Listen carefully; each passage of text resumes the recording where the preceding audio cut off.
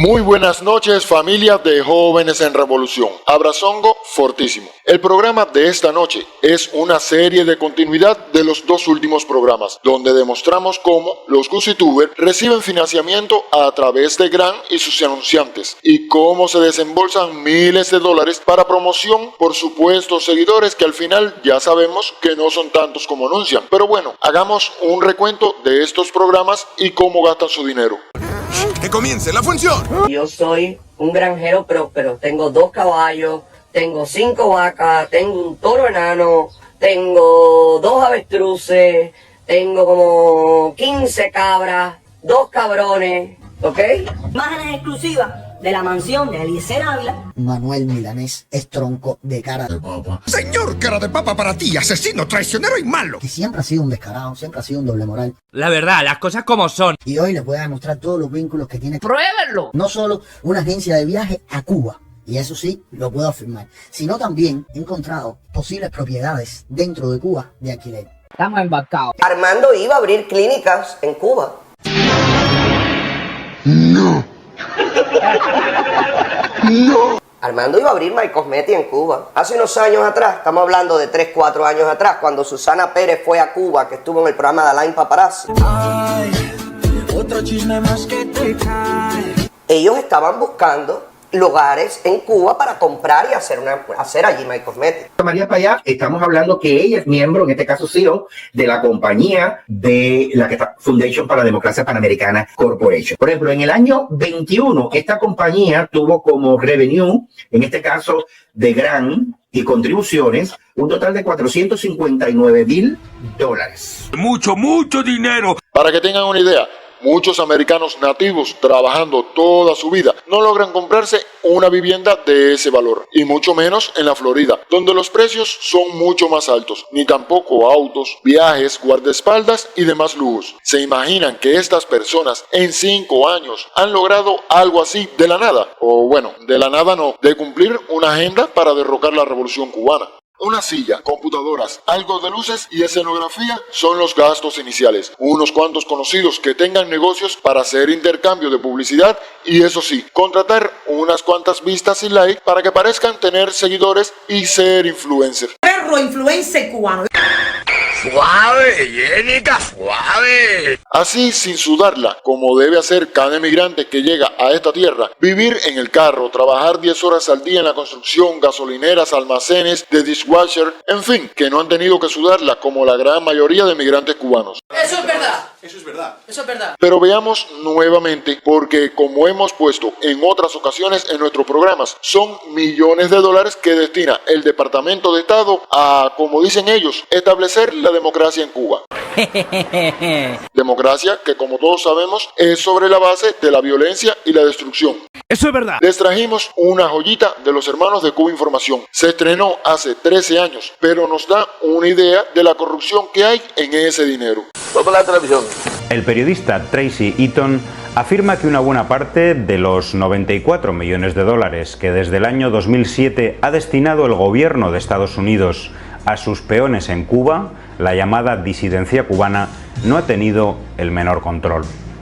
Eaton asegura que los fondos para subvertir el orden político en la isla se dispararon tras la enfermedad de Fidel Castro en 2006, alcanzando el récord de 45 millones solo en 2008. Mucho dinero. Ante la imposibilidad de gastar tantísimo dinero en la isla, el periodista afirma que la mayor parte fue entregada a organizaciones de Miami y a contratistas privados de empresas de Estados Unidos que hacen de puente y suministro de la llamada disidencia interna cubana, y todo sin exigencia alguna de explicación de los gastos. Ni supervisión de la USAID, la Agencia de Cooperación Internacional, ni del Congreso, ni de la Embajada de Estados Unidos en Cuba, la famosa sección de intereses. La falta absoluta de control, los escándalos por el desvío de los recursos, así como la detención en Cuba del contratista norteamericano Alan Gross, han llevado a la congelación temporal de los 20 millones de dólares que la disidencia cubana tenía asignados en el actual ejercicio presupuestario. Pero que nadie se haga ilusiones, el poder de la mafia de Miami, sobre representantes del Congreso y del Senado de Estados Unidos conseguirá finalmente que dichos fondos sean liberados. Fondos que ahora quizá mejor fiscalizados son imprescindibles para la supervivencia del enorme negocio de la contrarrevolución cubana. Pero veamos este más reciente, de hace solo unos pocos meses. Veremos cómo se incrementa esta cifra, mayormente enfocadas en los medios. El gobierno de Estados Unidos, aparte de tener a sus propios medios de comunicación ubicados en su territorio, aparte de eso, tiene también los medios que paga directamente. Esos medios de temática cubana, de temática anticubana, mejor dicho, y ahí tenemos a ADN Cuba, a Diario de Cuba, a Cubanet y a unos cuantos más que están pagados de manera probada por los fondos federales de Estados Unidos. Y estos medios, aparte de un montón de organizaciones de eso que llaman la disidencia cubana, la oposición cubana, que es un ente mercenario absolutamente, acaban de recibir la aprobación de otro monto gigantesco de dinero. El Congreso de Estados Unidos aprobó una ley que asigna 35 millones de dólares, y vamos a añadirle nosotros, más para la subversión en Cuba, dinero del pueblo norteamericano, que irá a parar a los bolsillos de los pícaros que viven del lucrativo negocio del anticastrismo, y en eso llevan 60 años. Leemos cómo titula este hecho, esa prensa que luego va a recibir este dinero. El Congreso de Estados Unidos aprueba una ley que incluye otorgar 35 millones de dólares para promover la democracia en Cuba. Esto ha sido Diario de Cuba, que recibe un chorrón de dinero de este dinerito. Promover la democracia. ADN Cuba, que es un otro medio digital que recibe otro porrón de dinero de estos 35 millones al año, que son 35 millones al año. Dice, Cámara de Estados Unidos aprueba 35 millones de apoyo a la democracia en Cuba. Bueno, esto que nos lo dicen estos medios mercenarios, o sea, medios de propaganda, como puede ser La Voz de América o Tele y Radio Martí, mal llamados así, que son medios públicos, o sea, son medios propiedad del gobierno de Estados Unidos. Bueno, pues estos que acabo de citar, que son los que reciben el dinerito, lo reciben a través de subvenciones para hacer lo mismo que los primeros, que los que son de propiedad de Estados Unidos, y que están muy vinculados, directamente vinculados con organizaciones de la llamada disidencia cubana, que también reciben parte de estos 35 millones. Y hay que decir, son 35 millones de dólares al año, que esto es mucho más que lo que recibían hace poco, que eran 20, ahora son 35, pero súmale otros 35 más para el complejo de la Oficina de Informaciones hacia Cuba, es decir, Televisión y Radio Martí.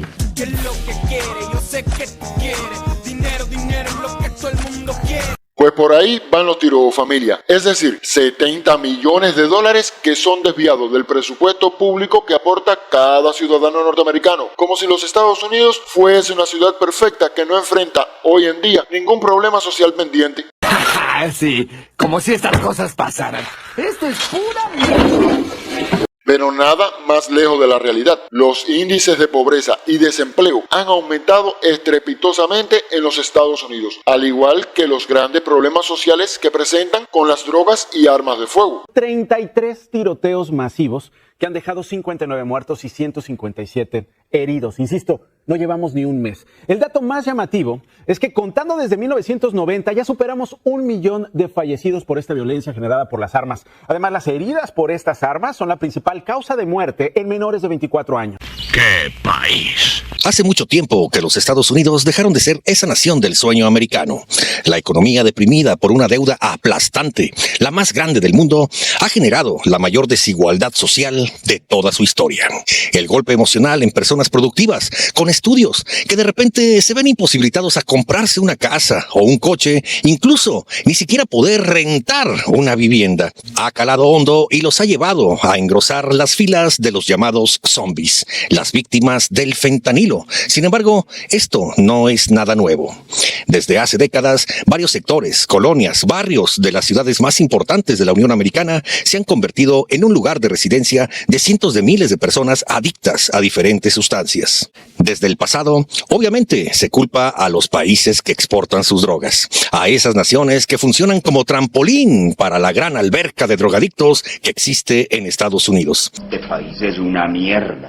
Cada día se hace más cuesta arriba la compra de una vivienda en todo el país. Según un análisis de datos de NBC News, el precio promedio de una casa está en unos $70,000 por encima de lo que el comprador a tipo puede pagar. Un aumento que se ha notado durante los últimos 5 años en el 89% de los condados de Estados Unidos, a medida que las altas tasas de interés y el freno en la construcción han impulsado los precios.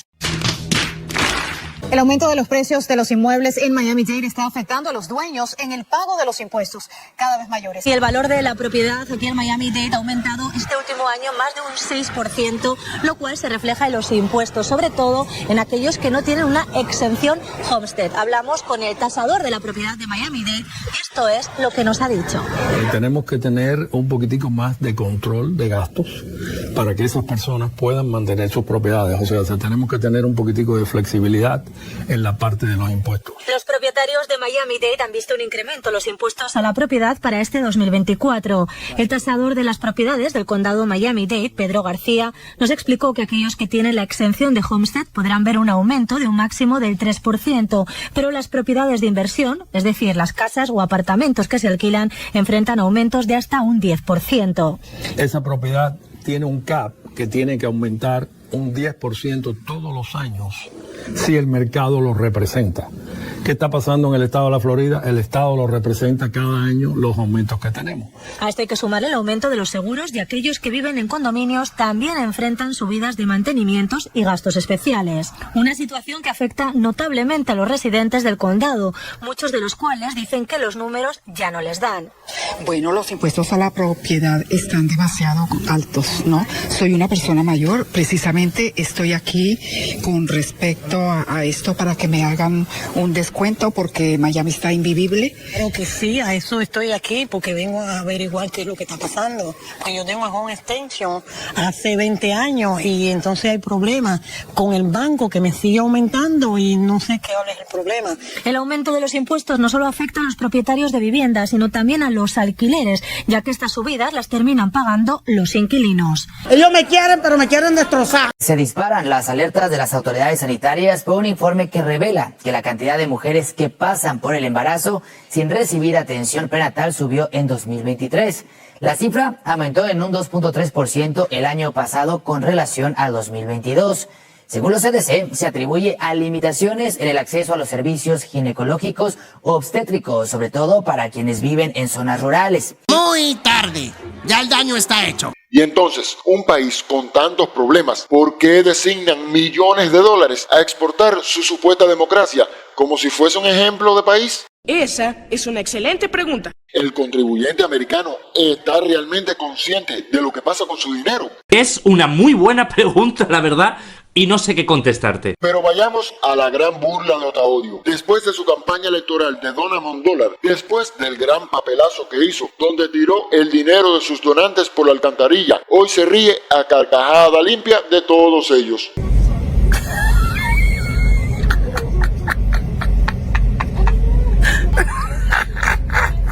El señor Alexander Otaola es un narcisista, señores. Pues sí, Otaodio decidió ir a Hawái de vacaciones. Así como lo escuchan, familia, y dicen que pidió en el vuelo ir en primera clase. Me siento robado. Asimismo, como todo un magnate, alguien se ha puesto a pensar que semejante viaje puede rondar o pasar los $20,000. Recuerden que por lo general él no viaja solo. Eso. Pero, Oti, ¿por qué tan lejos? Diga la verdad, fulano. Si es mucho más barato y hay mejores playas en Punta Cana, Bávaro, Acapulco, Cancún, etc. Inclusive, es más cómodo porque es hasta más cerca. Exacto, ¿y sabe por qué? ¡Cuenta! Ah, pero sabemos bien por qué fuiste tan lejos. Es que estás en la lista de terroristas buscados por nuestro país. Otro de los mencionados en el listado es el popular comunicador Alexander Otaola. No creo que esta patraña de la dictadura cubana imposibilita tampoco mi movimiento a nivel internacional. Bueno. Esto es básicamente una manera de tratar de intimidar. Claro, por eso te fuiste para Hawái, porque es territorio norteamericano y tú te crees que te da un poco más de seguridad. Vaya, vaya. Esto está sabrosón. Bueno, mira, Oti, no estés tan seguro. Recuerda que Papi Trump te cerró las puertas en las narices, así que los republicanos ya no te quieren. Oti, se te cierra el cerco. Perdió Taola, peor que Trump, perdió Taola. Bueno, familia, con esto terminamos por hoy. Demostramos una vez más cómo el dinero es la principal motivación de todos estos gusitubers. Es un trabajo ya ser un opositor. Es un empleo. Y cómo se enriquecen y viven bien, mientras que piden al pueblo cubano atentar contra instituciones, matar policías, que hagan sabotajes a termoeléctricas, acueductos, almacenes y tiendas. ¡Con plomo! ¡Con plomo! Cuando haya una acción armada en Cuba, directo para el partido, directo para el gobierno. No hay que levantar ninguna restricción, lo que hay que hacer es invadir ese maldito país. Yo quiero matar a los comunistas. No sé cuántas veces lo voy a decir. El despertar del pueblo lo hemos dado nosotros ardiendo las cosas en Cuba. Ardiendo la oficina de no sé qué, ardiendo los cañaverales, ardiendo las tabaquerías de las del Río.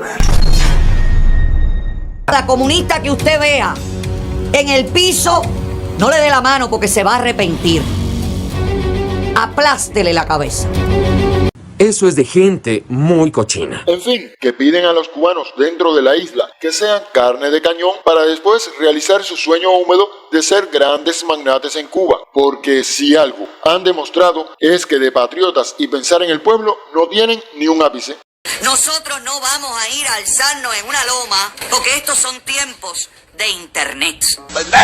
Cuba hay una guerra que se sale de control, una guerra civil, que se arma un caos y no se puede hacer efectivo. Por eso yo no estoy a favor de guerrilla, yo no estoy a favor de crear un foco guerrillero, de meternos 6 meses en una loma. Yo no estoy a favor de eso. Estás bien pendejo. Bien pendejo. Yo no estoy dispuesto a morir ni por Cuba, ni por la libertad, ni por absolutamente nada de eso. Ni soy Martí, ni soy Fidel. Yo, clase de pendejos son todos los gusanitos estos, mi hermano. Yo. Se acabó. Bueno, familia, nos vemos el martes. No olviden que con Jóvenes en Revolución estaremos siempre desenmascarando toda la verdad. Somos los 3 mosqueteros, coño. Alto, Porto, Aramí y D'Artagnan. Oye, el guerrero cubano, los cubanos en Miami, los Jóvenes en Revolución y el Titán de Cuba. Con eso no hay quien pueda.